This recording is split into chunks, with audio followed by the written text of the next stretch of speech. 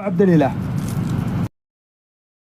رشيد رحمة الله عليه تزوج عن كبر، فالعيال اللي يجون عن كبر يسمون عيال الرجعة. جاء وليد سموه عبد الإله، ويوم كبر الوليد هو يشرب غلا هالوليد شرب، صار ما يصبر عنه. فكان حمود العبيد كان هو المستشار لمحمد عبد الله الرشيد مستشار، فكان ياخذ الوليد معه. حتى بعض الرجال انقدعوا عليه، يعني شلون ياخذ هالولد حمود العبيد ياخذ ولده يحطه معه بالبشتي، فشرب غلا هالوليد شرب. فيوم وصل عمره 5 سنين الوليد امر يلعب الوليد على جدار السور حول 5 أمتار، فيتطارد هو وغدانا على السور، يعلو وطى الوليد لو رضمته ما هي عزاز، ويجيك يفتل من فوق السور ويقع على نخاعه. يوم زذف الوليد انفسه، جانا الحريم رشقنه وسدا عليه ما في فائده. فكان حمود العبيد جاي من الشبه على الساعه 11 وشوي، يبي يتوضا لاجل يطلع على المسجد. هم يعانزون والغيدان وتخبرون وغدانا الحاضره واهل القرى يقولون الابو يبه والم يقولون يمه ما فيه جدي فيه يبه. قال وش؟ قالوا عبد الإله مات.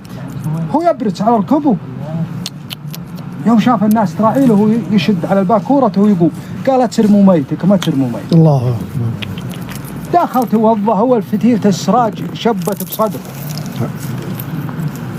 صلوا على الولد ودفنوه.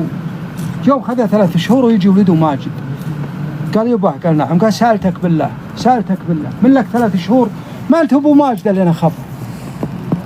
قال ماجد، قال سألتم بالله يا وليدي، قال يا وليدي اجل الميت اللي ابوك طلي، حجل الميت اللي ابوك يا وليدي صخر، تبدو تمشي على الارض وانفرثت قدام، هو هشم الشايب يبكي. اول مره حمود العبيد يشوفونه يطلع عند موت، راجل قوي ما هو. سلم عليه وحب راسه وسكت. يوم صلوا الفجر قال يبا، قال نعم، قال طلبتك طلبة الرجل للرجل ما هي طلبة الولد لابوه. قال يا ماجد غثيتا لا تغث، زعموا غثته اليوم. قال طلبتك طلبة الرجل للرجل ما هي طلبة الولد لابوه.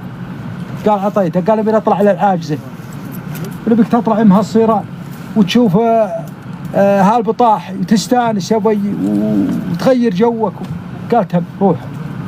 راحوا قدامه يوم جاء ضحى السبير لما يوم جاك حمود العبيد وربع معه، يلا حي وماجد قدامه يقوم يرقص قدامه يقولون مشتم معه، يلا حي جاء تقهوى صلوا الظهر حطوا مقسوم الله عاد غداهم اللي كان.